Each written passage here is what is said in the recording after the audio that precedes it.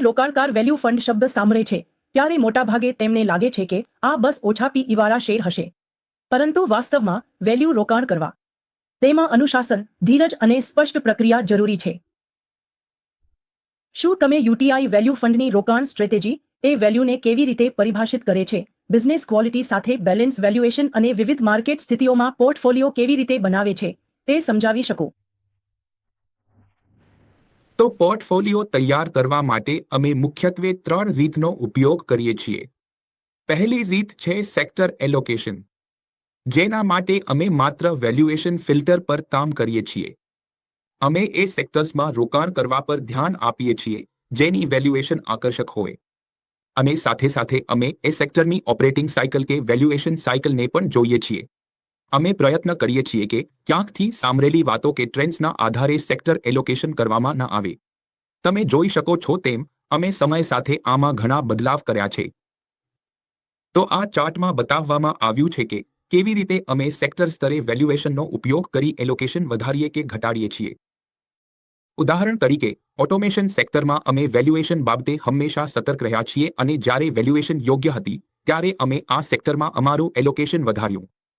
અને અમે છેલ્લા 2 થી 3 વર્ષમાં કેપિટલ ગુડ્સ સેક્ટરમાં સતત ઘણું ઓછું રોકાણ રાખ્યું છે અને તેનું માત્ર એક જ કારણ છે, અમારો વેલ્યુએશન એપ્રોચ. તેથી અમે ગ્રોથ આધારિત સેક્ટર વેલ્યુએશન, ગ્રોથના ભૂતકાળની તુલનામાં તેનું સ્થાન અને બજાર મૂલ્ય શું સૂચવે છે તેનું મૂલ્યાંકન કરવા માટે અનુમાનિત ગ્રોથ જોઈએ છીએ. અને એસેટ ઓરિએન્ટેડ કે એસેટ હેવી સેક્ટર્સમાં અમે પ્રાઇસ ટુ બુકને વેલ્યુએશન બેન્ચમાર્ક માનીએ છીએ. રેફરન્સ આપું તો ગત 1 વર્ષમાં બીએફએસઆઈ અને આઈટી સેક્ટરમાં અમારું એલોકેશન દર્શાવે છે કે સેક્ટોરલ એલોકેશનમાં મુખ્ય ફોકસ વેલ્યુએશન પર જ રહ્યું છે. અને મેટલ્સમાં તાજેતરમાં જ થયેલ પ્રોફિટ પણ એ જ રીતે થયો છે. એટલે વેલ્યુએશન બહુ વધી જવાના કારણે અમે કોઈ સેક્ટરમાં મોટા રોકાણથી નાના રોકાણ પર આવી જઈએ છીએ. બીજી રીત છે જેનો અમે ઉપયોગ કરીએ છીએ, જેને અમે અસિમેટ્રિક બારબેલ અપ્રોચ કહીએ છીએ.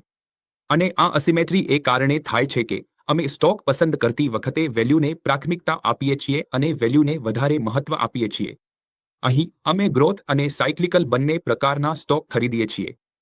પરંતુ જ્યારે આપણે સાયક્લિકલ સ્ટોક ખરીદીએ છીએ તો અમે એક કોન્ટ્રાસ્ટ સ્ટ્રેટેજી અપનાવવાનો પ્રયત્ન કરીએ છીએ અને એવા સ્ટોકમાં રોકાણ કરીએ છીએ જે અસ્થાયી રૂપે પ્રોફિટ અને લોસમાં હોય, પરંતુ તેની બેલેન્સ શીટ એકદમ મજબૂત હોય.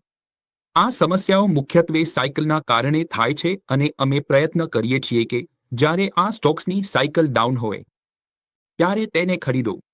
આ થઈ સાયક્લિકલ સ્ટોક્સની વાત, અને જ્યાં સુધી ગ્રોથ આધારિત સ્ટોક્સની વાત છે તો બીજી બાજુ જુઓ કે ગ્રોથ આધારિત સ્ટોક્સ માટે અમે એવા સ્ટોક્સ ખરીદવાનો પ્રયત્ન કરીએ છીએ જે યોગ્ય વેલ્યુએશન પર હોય અને જેમાં લાંબી અવધિમાં યોગ્ય ગ્રોથની શક્યતા હોય.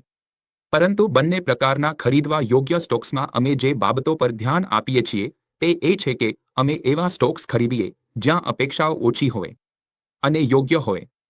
અમે સ્ટોક્સ અને મોમેન્ટમનો પીછો નથી કરતા અને વાસ્તવમાં અમે મોમેન્ટમ આધારિત સ્ટોક્સ ખરીદવાથી બચીએ છીએ. ત્રીજી રીત, અમે દરેક પ્રકારના માર્કેટ કેપમાં રોકાણ કરીએ, પછી ભલે તે લાર્જ હોય, મિડ હોય કે સ્મોલ કેપ હોય. જ્યાં પણ અમને વેલ્યુએશન ઠીક લાગે છે ત્યાં અમે માર્કેટ કેપ એલોકેશનને બદલવાનો પ્રયત્ન કરીએ છીએ. પરંતુ હવે આનો ઉપયોગ વધુ નથી કરતા. અમારા મુજબ લાર્જ કેપની વેલ્યુએશન મિડ અને સ્મોલ કેપની તુલનામાં વધુ સુરક્ષિત છે. છતાં ગત 1-2 વર્ષમાં મિડ અને સ્મોલ કેપમાં એલોકેશન લગભગ 30 થી 35% દાયરામાં રહે છે. અહીં મહત્વની વાત છે, અમારું એલોકેશન ડ્યુરેબલ સેક્ટર્સમાં છે, જે મુખ્યત્વે સ્મોલ કેપ આધારિત સેક્ટર છે અને અત્યારે તેમની સાયકલ ડાઉન છે. સાથે સાથે માર્કેટ કેપમાં વારંવાર થતા બદલાવ, જે દર 6 મહિનામાં થાય છે, તે પણ માર્કેટ કેપ એક્સપોઝરના આંકડાને પ્રભાવિત કરે છે. પરંતુ આ 3 રીતો છે જેનો ઉપયોગ અમે પોર્ટફોલિયો બનાવવા માટે કરીએ છીએ.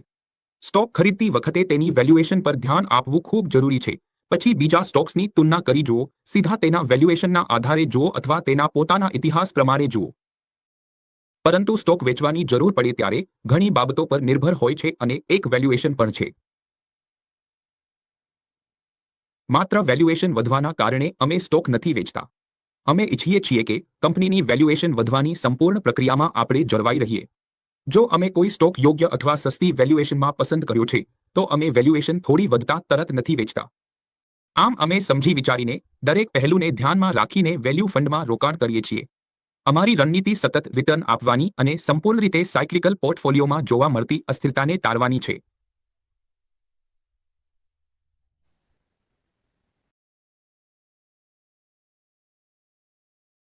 મ્યુચ્યુઅલ ફંડમાંના રોકાણો બજારના જોખમોને આધીન છે. યોજના સંબંધિત બધા દસ્તાવેજોને ધ્યાનથી વાંચો.